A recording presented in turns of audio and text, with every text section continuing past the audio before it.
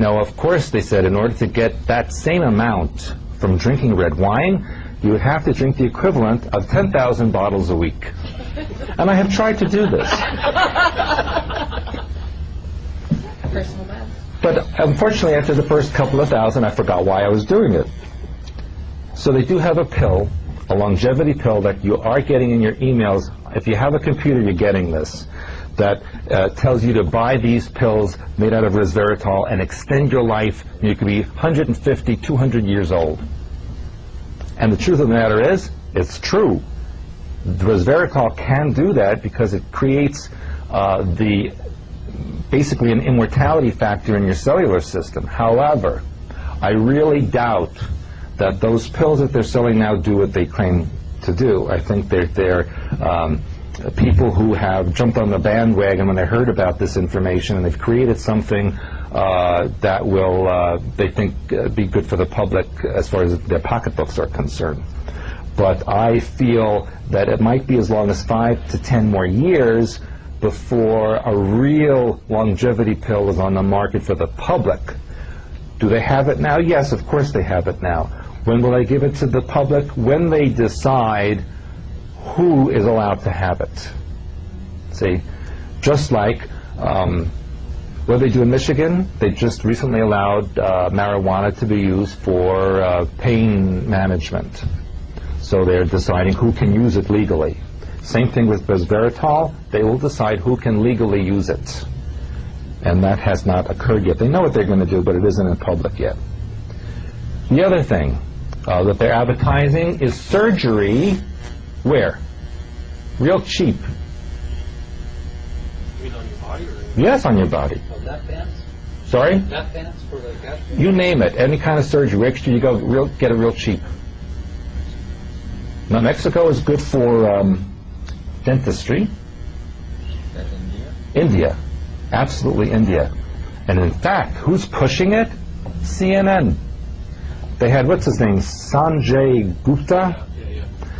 He went to his homeland in India, and he showed how all these Europeans and Americans and Asian people were coming to India, and for a tenth of the price that it would cost in the U.S., they were able to get their surgeries done perfectly well, no side effects, and they were happy about it. Not only that, but the clinics will even cater to your cultural background and give you the food that you're used to. So it's very, very interesting that they're pushing surgery, India, dental work in Mexico. Okay? But what types of surgeries are being... Well, the surgery that they were pushing was open heart surgery, but they also said you can get anything done as far as, because it's cost effective. Because in India, the medical industry is controlled by the government, and surgeries have a set price. There's no profit to the doctors or hospitals in the same way as there are in other countries, and so it's much cheaper to get that done. It's like they just doing their job. Like you go to a job working in a store, well, they just do surgery that day and then they go home, so it's cheap. They get an hourly wage. But that's the promotion of that, the purpose behind the promotion. The purpose behind the promotion is globalization. Because what do most Western European, North American people think of foreign medicine? It's archaic. Old-fashioned, archaic, as you mentioned. Nobody would, would you go to a doctor? I wouldn't go to a doctor in Bolivia. Okay? But for example, I was told there's two different kinds of doctors in Bolivia. The kind the government sends you to and the kind you pay for. The kind you pay for is educated in the U.S. So it depends what kind of money you have. So they're creating a globalization. India is the second most populous country in the world with 1.1 billion people. China has 1.3, almost 1.4 billion.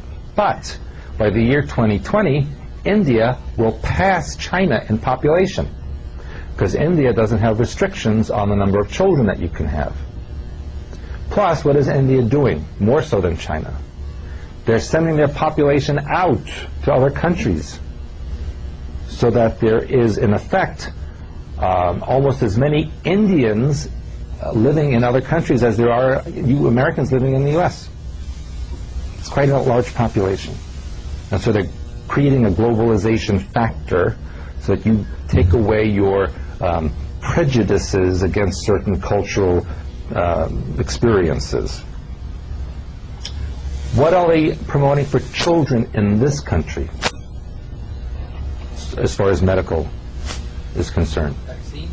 Vaccines, yes, but something more drastic than that. Little girls are having breast implants, 13, 14-year-old girls. Why? Because they have to fit into the school society. What did we just see happen? Again, everything happened this week. You came at the right time. Well, it's been pushed on the news. This little 10-year-old boy, how old was he, 10 or 11? Maybe 10, the one that committed suicide. Hung himself. 12? Okay? 12-year-old commits suicide because he was made fun of in school because he didn't fit in.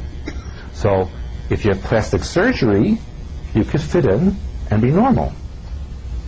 See? So children are being promoting breast surgeries for children, other augmentations, facial changes for children, all these kinds of things, and the parents are allowing it. Think, if you had a 12, 13-year-old child, would you allow that child to have some kind of surgical augmentation just to fit in? Think about that. But you know, a lot of those parents I see in California, everyone's getting Botox. Every other girl, they all have implants. Mm-hmm. Well, there's Botox parties. No, there really is. Yeah, I know. And the old owner said that if she wanted to organize a Botox party, that you would get a percentage off of your service. Oh, we could do that this week. I have a plan. Yeah, we could do Botox parties. Yeah, definitely. I mean, I got. How do you think I got with it? Anyway, 11. What else? I've talked to you about this before. Low fat, no fat, anything. Don't go for it. Why? Because your vitamin D in your body needs the fat in the dairy products or whatever it is you're eating to pull the calcium into your bones. So all of you people who are drinking low-fat or no-fat milk or no-fat cheese and having all these low-fat anything, and then it says, you know, vitamin D enriched, it's absolutely useless because the vitamin D can do nothing without the fat in it. So it's a big scam. Okay? Just have whole milk, organic, whatever you want. Same thing with corn syrup and soy. Do not eat anything with corn syrup. That's why there's such an increase in diabetes in North America and Europe, because corn syrup is being put in all kinds of products, and corn syrup prohibits or blocks insulin production. And that's why diabetes of both type 1 and 2 is going up. Soy, as you know, creates estrogen-like compounds in the body and then creates wild cellular growth like cancer. That's why cancer is so high, because people are eating soy. Even the government realized what they've done and even advised women on hormonal replacement therapy not to take soy because it's cancer causing. Same thing for microwave foods. What did they just, again, this week, the government said what about teenage girls? What are they allowed to